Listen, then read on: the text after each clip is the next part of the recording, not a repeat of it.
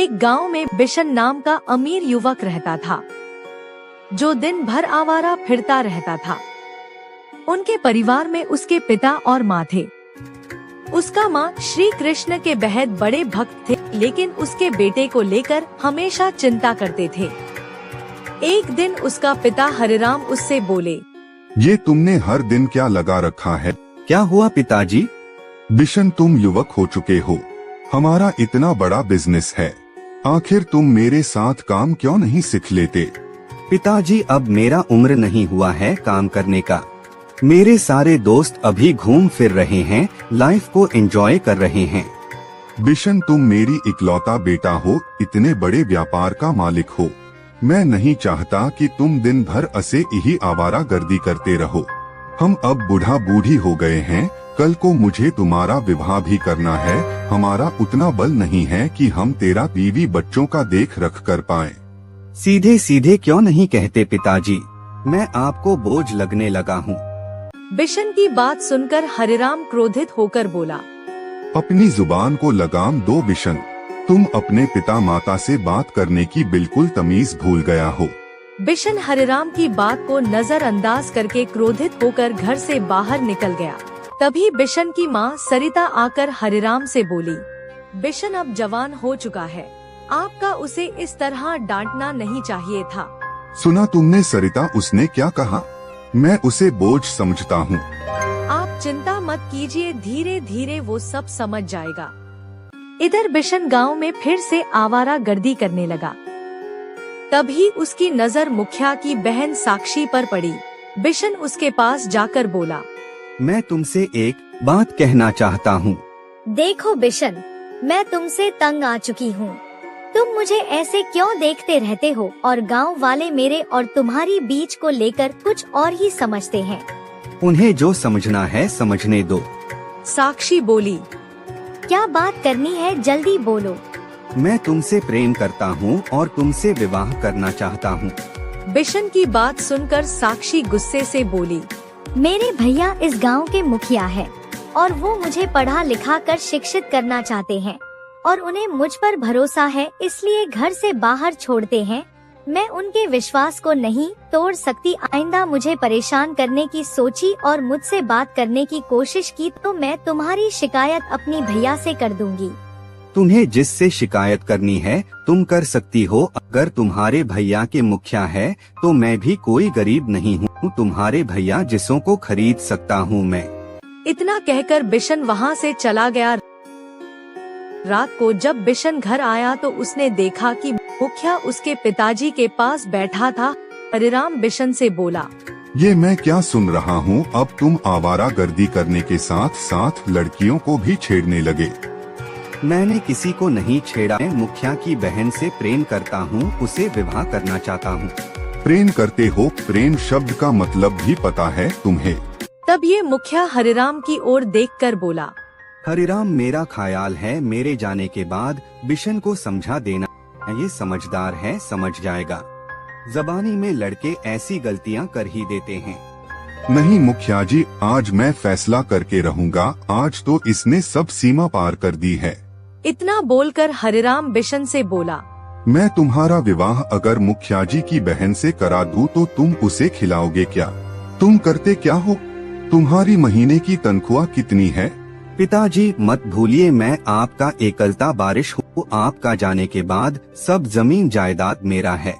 जानता हूँ, लेकिन तुम्हारे जैसे नौजवान को जब बिना कोई कष्ट किए, बिना कोई काम किए संपत्ति और दौलत मिलती है न तो वो उसे मिटाने में ज्यादा दिन नहीं लगाते। तुम लोगों की बस यही समस्या है कि तुम मेहनत नहीं करना चाहते। आप क्या कहना चाहते हैं पिताजी? यही कि अगर मैं पूरा संपत्ति तुम्हारे नाम ना करके किसी को दान दे दूं तो तुम भीख मांगने के लिए एक कटोरा भी नहीं खरीद पाओगे। संपत्ति की हक की बात करने से पहले एक बार यह तो सोच लेना कि मेरे काम में तुमने कितना हाथ बटाया है। अपने पिताजी की बात सुनकर बिशन गुस्सा हो गया। अगर ऐसी बात है तो मुझे तुम्हारी संपत्ति भी नहीं चाहिए, नहीं मुझे यह घर चाहिए। मैं घर छोड़कर जा रहा हूँ। बिशन, मेरी बात सुनो, मुझे कुछ नहीं सुनना। मुखिया जी, मेरे घर के मामले में आप नहीं पढ़े तो अच्छा है। इतना बोलकर बिशन क्रोधित होकर वहां से चला गया। यह आपने सही नहीं किया, आपको बिशन से इतना कठोर शब्द नहीं बोलना चाहिए था। नहीं सरिता, अगर आज मैं कठोर नहीं बनूंगा तो बिशन और बिगड़ते जाएगा। पिता माता को उनके बच्चों को प्यार के साथ साथ डांटना भी चाहिए। हमारे इतना लाड़ प्यार ने उससे ऐसे बना दिया, लेकिन अब और नहीं। बिशन क्रोधित होकर अपने गांव से बहुत दूर एक दूसरे गांव की ओर चला गया। उसके पास खाने तक के पैसे नहीं थे। बिशन भूखा प्यासा थक-हार कर एक गांव की सीमा पर बनी झोपड़ी के सामने बैठा रहा। क्या कोई किसी के माता पिता उनके बच्चों के साथ ऐसे करते? मेरा इस दुनिया में कोई नहीं है। बिशन नहीं जानता था कि झोपड़ी के अंदर श्याम नाम का एक युवक रहता था। श्याम बाहर झोपड़ी के अंदर जाते हुए देख कि एक लड़का चुपचाप बैठा है। उसने बोला, कौन हो तुम और मेरी झोपड़ी के बाहर तुम क्यों बैठे हो? मेरा नाम बिशन है। अगर तुम्हें अपनी झोपड़ी के सामने बैठने से दिक्कत है तो मैं कहीं और जाकर बैठ लेता हूँ। मेरा नाम श्याम है। लगता है दोस्त घर से काफी नाराज हो और अंदर से काफी उदास भी हो और शक्ल से भूखे भी हो। मैंने सुबह से कुछ नहीं खाया और मेरे पास पैसे भी नहीं हैं। चलो मेरे साथ, मैं तुम्हें खाना खिलाता हूँ। बिशन उसकी झोपड़ी की तरफ देखने लगा। मेरी झोपड़ी की ओर मत देखो, मैं तुम्हें यहाँ के ढाबे पर खाना खिलाऊंगा। लेकिन तुम मुझे खाना क्यों खिलाओगे? तुम तो मुझे जानते भी नहीं, मैं तुम्हारा कौन हूँ? दोस्त हो तुम मेरे, और एक इंसानियत के नाते, और दोस्त से बड़ा दुनिया में कोई रिश्ता नहीं होता दोस्त। श्याम की दिल में दया देखकर बिशन मुस्कुराती हुए बोला, ठीक है। श्याम बिशन को ढाबे पर ले गया। बिशन ने पेट भर खाना खाया। खाना खाने के बाद वो बिशन के साथ झोपड़ी में बैठा हुआ था। तुम क्या करते हो श्याम? कुछ नहीं दोस्त, कुछ भी छोटा मोटा काम मिल जाए कर लेता हूँ। छोटा मोटा काम? कहीं तुम गुंडागर्दी तो नहीं करते? अरे नहीं, छोटा मोटा काम से मतलब है छोटी मोटी मजदूरी। अपनी घर को देखकर ये तुम तो ये समझ गए होगे कि ये घर एक गरीब की घर है। बचपन में ही माता पिता छोड़कर चले गए, तब से मैं अकेला ही हूँ। जब तुम्हें अपनी झोपड़ी के बाहर रोते हुए देखा तो मुझे अपने माता पिता याद आ गए। एक समय में मैं भी अपने माता पिता को याद करके बहुत रोता था। क्या मैं भी तुम्हारी झोपड़ी में तुम्हारे साथ रह सकता हूँ? ये भी कोई पूछने की बात है, तुम हमेशा रह सकते हो। दोनों बात करते करते सो गए। अगले दिन बिशन श्याम से बोला, अगर तुम्हें कोई एतराज नहीं हो दोस्त, तो क्या मैं भी तुम्हारे साथ मजदूरी कर सकता हूँ? क्योंकि जब माँ पिता ने काम के बिना न रखा तो तुम तो फिर भी दोस्त हो। बिशन, तुम्हारे कपड़े देखकर ही मैं समझ गया था कि तुम कोई अमीर घराने से हो। तुम्हारे शकल बता रहे हैं कि तुमने आज तक कभी कोई काम नहीं किया। तुम रहने दो। अब नहीं, काम को लेकर ही मैं घर से आया हूँ। अब और नहीं, मैं भी काम कर सकता हूँ। मैं तुम्हारे ऊपर बोझ नहीं बनूंगा। बिशन की बात सुनकर श्याम मुस्कुराने लगा। उस दिन के बाद बिशन रोज श्याम के साथ मजदूरी करने लगा। कुछ ही दिनों में वो दोनों गहरे दोस्त बन गए। पर बिशन कभी कभी उदास हो जाता था। तुम उदास क्यों हो जाते हो? अगर तुम्हें घर की याद आती है तो तुम घर चले जाओ। नहीं, मेरे परिवार वाले मुझे बिल्कुल भी प्यार नहीं करते। अगर थोड़ा सा भी करते होते तो वो मुझे ढूंढते हुए यहाँ जरूर आते। एक दिन श्याम और बिशन गांव की सड़क पर ऐसे ही घूम रहे थे, तभी एक लक्जरी कार आकर रुकी। उस लक्जरी कार में हरिराम और सरिता निकलकर बाहर आए। बिशन, हमने तुम्हें कहाँ नहीं ढूंढा, तुम यहाँ हो। चलो घर चलो। मैं घर नहीं जाऊंगा पिताजी।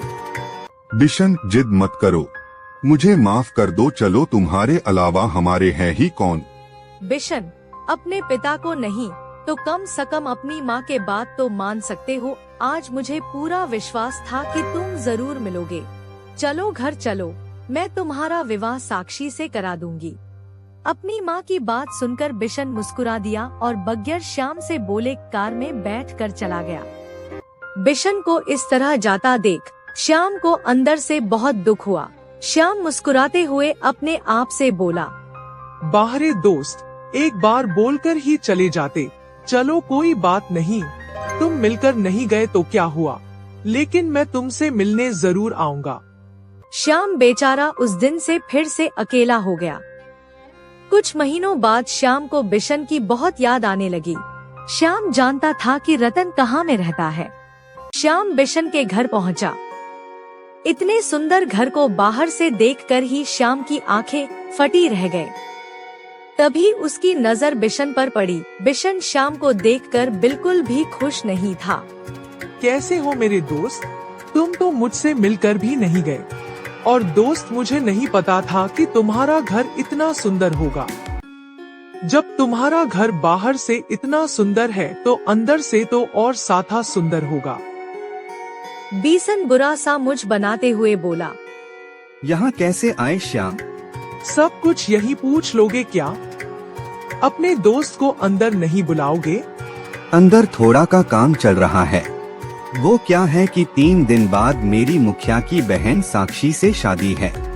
और तुमने अपनी शादी में गरीब दोस्त को बुलाया भी नहीं? देखो श्याम, मैं जानता हूँ कि तुमने मेरी मदद की और तुमने मुझे खाना खिलाया और मुझे रहने के लिए अपने झोपड़ी भी दी। तुम्हें उसके लिए जितने भी कीमत चाहिए मैं तुम्हें देने के लिए तैयार हूँ। श्याम, तुम जानते नहीं मैंने जितना वक्त तुम्हारे साथ गुजारा है वो कितनी मुश्किल से गुजारा है। इतनी बदबूदार जगह पर मेरा दम घुटता था, इसलिए मैं कभी कभी वहाँ से भागने की सोचता था, मगर तुम्हें लगता था कि मैं उदास हो जाता हूँ। तुम्हारी सोच बहुत छोटी निकली दोस्त। मैंने तुम्हें सच्चे दिल से अपना दोस्त माना था। श्याम, तुम में और मुझे जमीन आसमान का फासला है। एक अमीर और एक गरीब दोस्त कभी नहीं बन सकते। तुम्हें यहाँ कोई देखेगा तो मेरा बेइज्जती हो जाएगा और ये मैं कभी नहीं चाहता, तो तुम यहाँ से चले जाओ। बिशन की बात सुनकर श्याम उदास हो गया और उदासी से मुस्कुराता हुआ बिना कुछ कहे वहाँ से चला गया। 2 साल बाद श्याम अपनी गांव की एक रोड के पास खड़ा था कि तभी एक कार तेजी से आकर एक पेड़ से टकरा गई। श्याम वहाँ खड़े लोगों से बोला, अरे देखो, वह कार एक पेड़ से टकरा गई। श्याम साहब सभी लोग वहाँ चले गए। श्याम कार के अंदर बैठे लोगों को देखकर बोला, अरे ये तो बिशन है और ये इसकी पत्नी और बच्चे हैं शायद। एक व्यक्ति श्याम से बोला, क्या तुम इसे जानते हो? हाँ, जानता हूँ और इनका घर भी जानता हूँ। तीनों तो बुरी तरह से जख्मी हैं। ये तीनों को तो जल्दी से मेडिकल में एडमिट करना होगा। सही कहते हो, एक काम करो, जल्दी से कार से इन दोनों को निकालो। श्याम ने उस व्यक्ति की मदद से उन तीनों को मेडिकल में एडमिट कर दिया। उस व्यक्ति ने श्याम की मदद से बिशन के परिवार वालों को वहाँ पर बुला लिया। हरिराम जल्दी से वहाँ आ गया और डॉक्टर से बोला, अब मेरे बेटे और उसकी बीवी बच्चे की तबीयत कैसी है? देखिए, उनकी पत्नी और बच्चे को तो ज्यादा चोट नहीं है, लेकिन आपकी बेटे का हालत ठीक नहीं है। आपकी बेटे का खून बहुत ज्यादा बह गया है। खून ज्यादा बह जाने की वजह से उनकी दोनों किडनियां डैमेज हो गई है।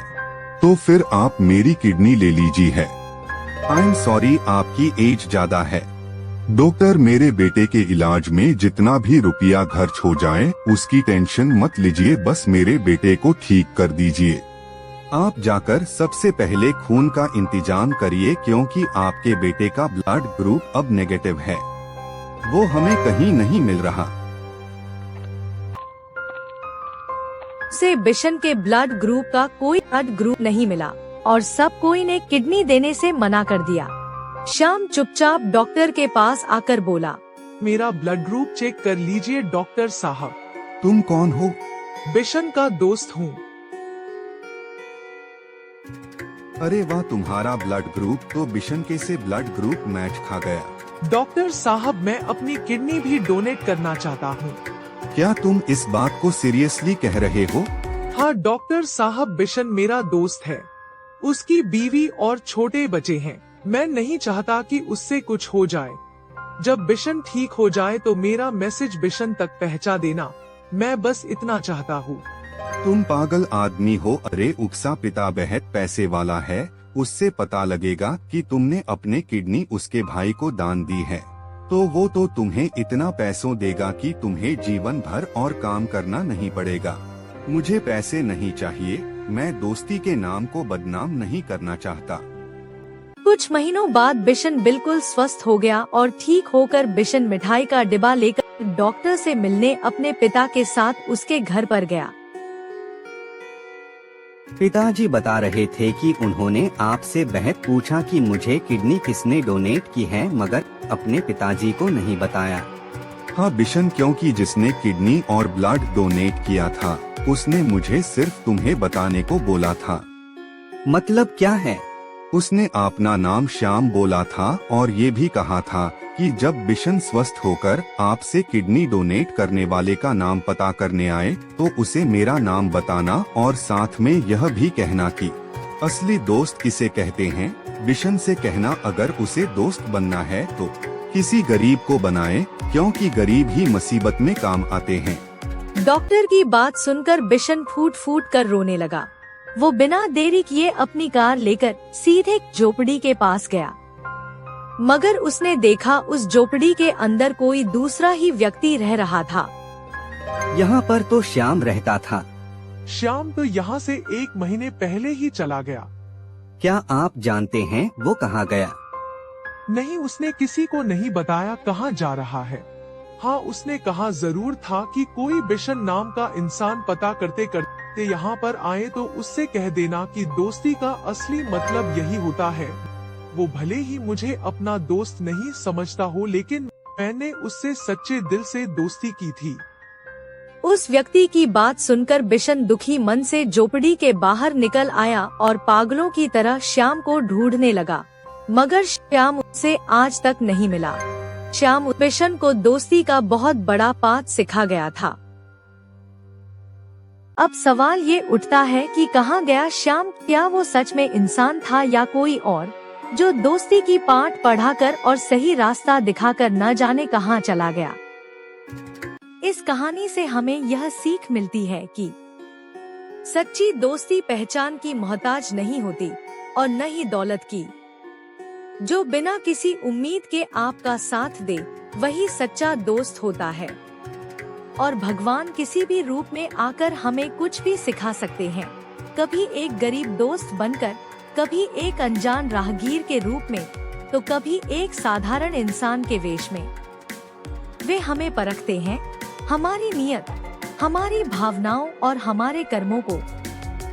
दोस्ती जैसी पवित्र भावना की परख भी भगवान खुद ही करते हैं और सही वक्त पर हमें ये एहसास दिलाते हैं कि सच्ची दोस्ती किसी पहचान या पैसे से नहीं, बल्कि दिल से निभाई जाती है। अगर कहानी पसंद आई हो तो लाइक, शेयर और सब्सक्राइब जरूर करना। Thanks for watching.